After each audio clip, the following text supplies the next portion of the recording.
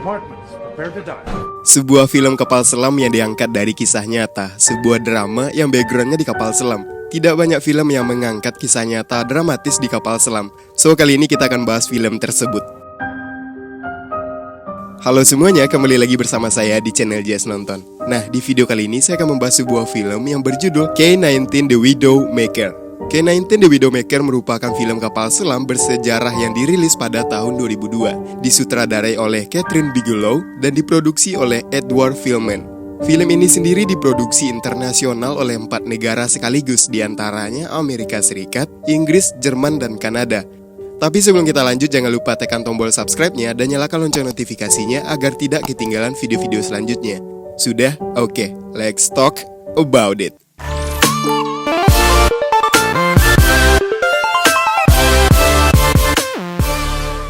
Bermula pada tahun 1961, perang dingin semakin menjadi-jadi antara Uni Soviet dan Amerika Serikat. Kedua negara tersebut bertarung untuk menciptakan sebuah senjata paling mematikan di dunia, yaitu nuklir.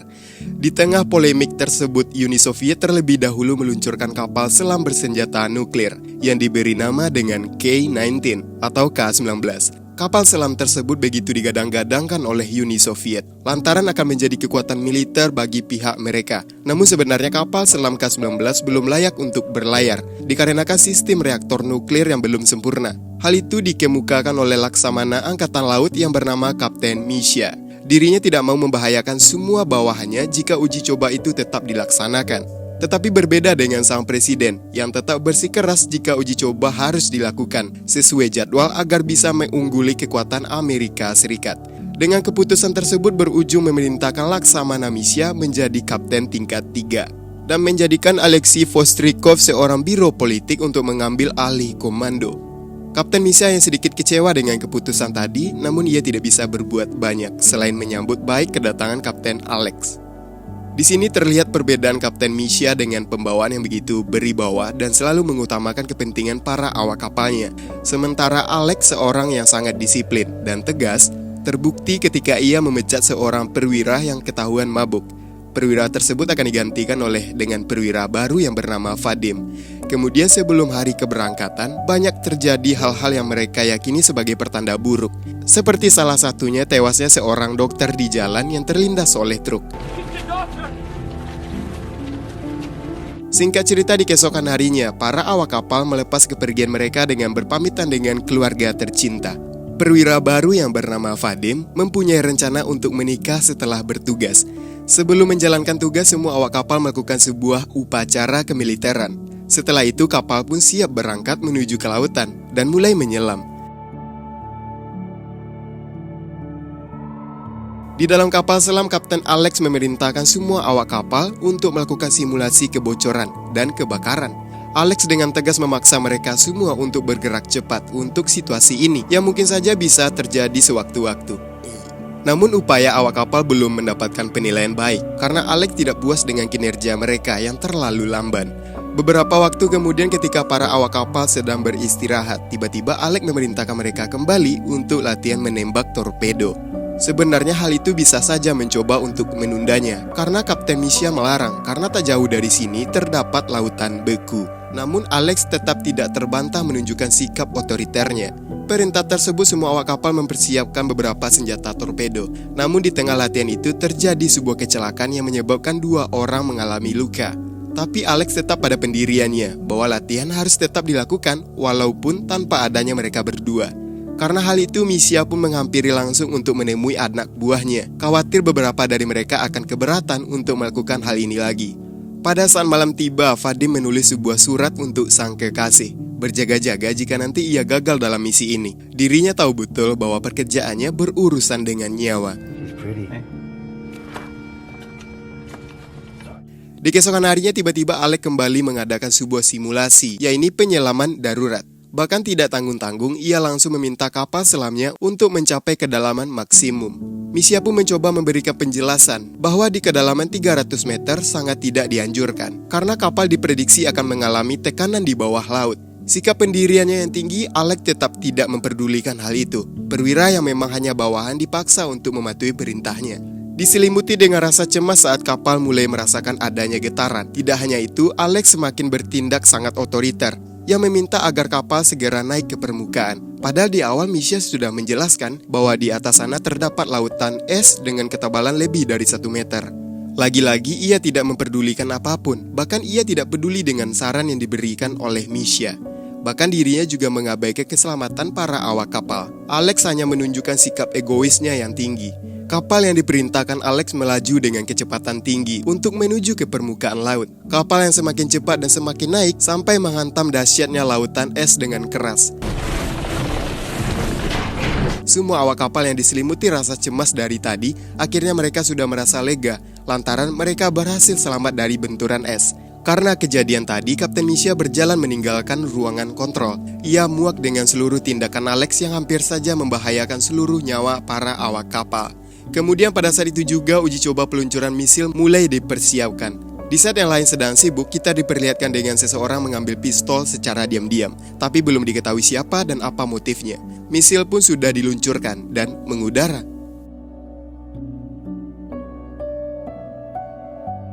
Keberhasilan itu disambut dengan perasaan yang begitu bangga dan bahagia.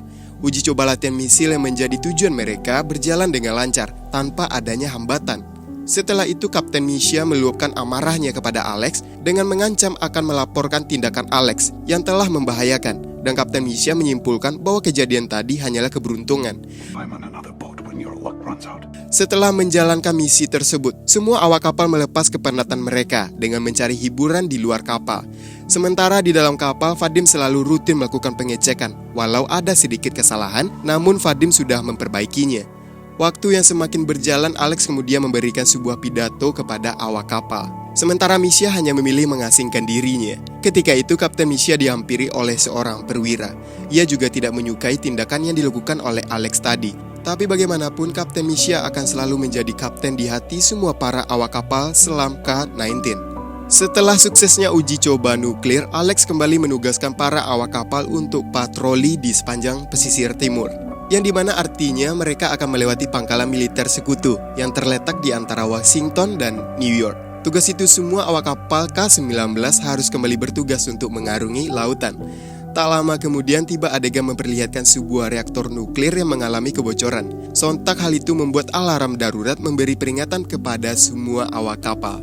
Tekanan reaktor pendingin yang semakin menurun membuat Vadim dan rekan-rekannya dibuat kewalahan. Ia berupaya semaksimal mungkin untuk memperbaiki reaktor pendingin tersebut. Pasalnya, permasalahan kali ini sungguh berbahaya karena suhu inti diketahui mencapai angka 400 derajat.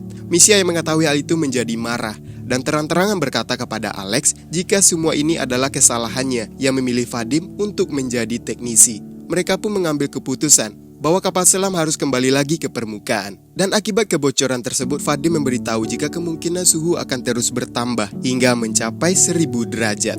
Mereka hanya memiliki waktu 2 atau 3 jam untuk memperbaiki atau membiarkannya hancur dan meledak. Kemudian akhirnya mereka memiliki ide dengan melakukan tindakan menggunakan 30 ton air tawar untuk mendinginkan reaktor.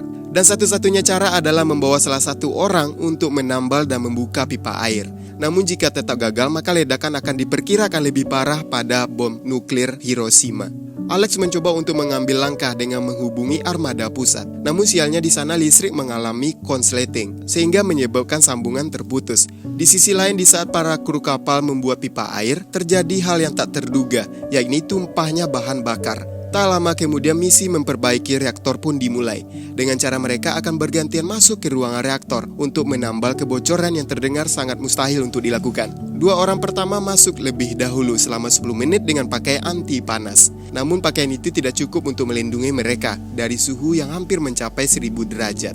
Setelah hanya beberapa menit, mereka berdua keluar dengan tubuh yang mendidih. Bahkan kulit mereka sampai melepuh. Kemudian Vadim menjadi orang selanjutnya untuk melakukan hal tersebut. Akan tetapi keberaniannya mendadak menciut, sampai ia hanya bisa menangis ketakutan. Akhirnya Vadim pun terpaksa digantikan oleh teknisi lainnya. Di ruangan reaktor, suhu diketahui bahwa sekarang sudah mencapai suhu di angka 900 derajat. Tidak hanya bisa melepuhkan badan, bahkan bisa saja tiba-tiba menewaskan mereka. Tapi bersyukurnya dengan hasil kerja keras mereka, 6 orang korban keganasan reaktor nuklir berhasil melakukan misi perbaikan. Suhu akhirnya terus menurun hingga reaktor sukses di bawah kendali. Namun sepertinya kebahagiaan itu tidak berlangsung lama lantaran terlihat tikus di kandang yang mulai mengalami sekarat. Itu menandakan bahwa radiasi bahaya telah memasuki kapal. Dan selama itu juga mereka dilanda kelaparan karena seluruh persediaan makanan sudah tercemar oleh radiasi. Bahkan di ruang reaktor diketahui 10 kali lipat lebih parah daripada ruang lainnya. Dengan kejadian itu memaksa Kapten Misha meminta bantuan kepada kapal militer yang tidak jauh dari sana. Namun hal itu ditolak oleh Alex yang membantah bahwa kapal tetap akan menunggu bantuan dari armada Uni Soviet. Sementara itu semua awak kapal diperintahkan untuk keluar dari kapal. Di lambung kapal mereka yang mengira bahwa bantuan datang dari Uni Soviet, ternyata itu adalah angkatan Amerika yang menawarkan sebuah bantuan. Tapi Alex menolaknya dan tidak mau menerima bantuan dari pihak Amerika. Terjadilah perdebatan di sana antara Alex dan Misha. Misha bersikeras meminta bantuan dari Amerika, walaupun harus menenggelamkan kapal. Tapi setidaknya nyawa semua kru kapal selamat. Namun Alex tetap tegas pada pendiriannya. Ia mempertahankan harga diri dengan alasan membela negara. Mau tidak mau akhirnya Misha terpaksa menerima dan harus menyetujui langkah yang diambil oleh Alex, yakni dengan menjauh dari kapal militer Amerika dan tetap menunggu hingga bantuan datang. Entah sampai kapan bantuan akan datang, karena semakin lama mereka bisa tewas oleh radiasi yang terus menyebar di dalam kapal. Di sisi lain, perwira yang sudah tidak tahan atas sikapnya Alex meminta agen politik untuk bertindak karena dialah satu-satunya orang yang bisa mengubah komando. Di waktu yang bersamaan, keadaan semua kru kapal semakin memprihatinkan. Mereka semua terkapar di atas lambung kapal yang diselimuti oleh rasa dingin dan menunggu bantuan yang tidak tahu kapan akan datang. Sementara itu di dalam kapal, Vadim menyaksikan sendiri detik-detik reaktor kembali bocor dan menyebabkan suhu semakin meningkat. Keadaan kian memburuk yang dimana Alex mengambil komando agar kapal harus segera menyelam. Semua awak kapal diminta untuk kembali masuk, namun salah satu awak memilih untuk melompat ke dalam laut. Alex yang tadinya bertindak pengecut, akhirnya ia memberanikan dirinya untuk menambal sendiri pipa reaktor. Di sisi lain, seorang yang akan berniat kembali keluar, ia ditahan untuk tidak melakukan hal itu. Namun pada saat itu, ia tidak sengaja menendang ember yang berisi bahan bakar. Tak hanya itu, listrik juga mengalami kerusakan dan terjadi kebakaran di ruangan mesin. Perdebatan kembali terjadi di antara dua pihak. Alex memaksa untuk mengaktifkan sistem pemadam, sementara Misha memilih melakukan pemadaman manual, karena kalau tidak mereka akan terbakar hidup-hidup. Bahkan Misha juga akan mengancam Alex untuk meminta bantuan kepada Amerika. Sontak hal itu berhasil membungkam Alex. Kemudian Misha pun pergi dari sana menuju ke ruangannya. Tak lama kemudian seorang perwira menodongkan senjatanya kepada Alex dengan memberikan perkataan bahwa dirinya sudah menghubungi biro politik untuk membebas tugaskan Alex dari kapal. Di sisi lain, kebakaran berhasil mereka padamkan meski hanya menyelamatkan satu orang. Sementara kabar kapal selam K-19 meminta bantuan kepada kapal Amerika sudah mencapai telinga Departemen Politik Uni Soviet. Di kapal selam, Misha kembali ke ruangan kontrol dan menemukan kondisi Alex yang telah diborgol. Tidak hanya itu, komando sekarang diserahkan kepada Misha, serta mereka telah menghubungi departemen pihak Amerika tanpa sepengetahuannya. Misha pun dengan marah meminta kunci borgol, sembari berkata bahwa kekerasan tidak dianjurkan. Misha pun melepaskan borgol Alex dan meminta kembali mengambil alih komando. Alex yang mungkin merasa bersalah selama ini, ia berkata bahwa situasi mereka saat ini berada di tengah keputusasaan karena kapal mereka yang terapung di wilayah NATO, yang berarti jika sewaktu-waktu reaktor meledak, sudah dipastikan wilayah Amerika Serikat akan menjadi hancur dan Perang Dunia Ketiga akan segera terjadi. Namun dari itu satu-satunya jalan adalah kapal harus kembali menyelam. Di tengah situasi tersebut, Misha menemukan Vadim yang tak berdaya di dalam ruangan reaktor. Tapi untungnya ia masih bisa selamat. Bahkan Vadim juga berhasil menyelesaikan semuanya. Maka dari itu kapal memutuskan untuk berhenti berlayar. Mereka harus meminta bantuan pihak Amerika, dan jaminannya adalah kemarahan petinggi Departemen Pemerintahan Uni Soviet. Setelah itu Alex kembali memberikan sebuah pidato yang dimana dirinya menyampaikan rasa bangga kepada semua kru kapal selam K-19 atas perjuangan mereka. Bahkan Alex juga mengatakan bahwa mereka adalah pahlawan yang sesungguhnya. Mereka semua pun bersiap-siap untuk meninggalkan kapal selam. Namun pada saat itu Misha melihat bantuan yang datangnya bukan dari kapal armada pihak Amerika, melainkan dari armada lain yang berhasil menemukan mereka. Mereka semua pun sudah siap menerima segala konsekuensinya. Kemudian kapal bantuan pun datang dan proses evakuasi pun berlangsung kondusif. Di sana Vadim menatap foto kekasihnya yang akan ia nikahi itu. Sementara Alex telah ditetapkan sebagai pembelot yang akan dimintai kesaksian. Setelah kejadian tersebut, Alex diadili oleh pengadilan dan semua kru kapal yang masih hidup dimintai kesaksian. Misha, salah satu awak kapal yang bersuara untuk membela sang kapten, mengatakan jika tidak ada seorang pun yang siap dihadapkan dengan situasi seperti itu. 28 tahun kemudian diceritakan bahwa Kapten Alex telah divonis bebas. Setelah beberapa hari kejadian pada waktu itu di kapal selam, 7 orang yang memperbaiki reaktor nuklir meninggal. Dan beberapa tahun selepas kejadian itu, 20 orang awak kapal selam K-19 tewas akibat terpapar radiasi. Dan mereka yang masih hidup disumpah untuk merahasiakan kejadian ini. Ketika suatu hari mereka pun bertemu kembali dengan reunian di makam pahlawan para awak kapal selam K-19 yang sudah tewas.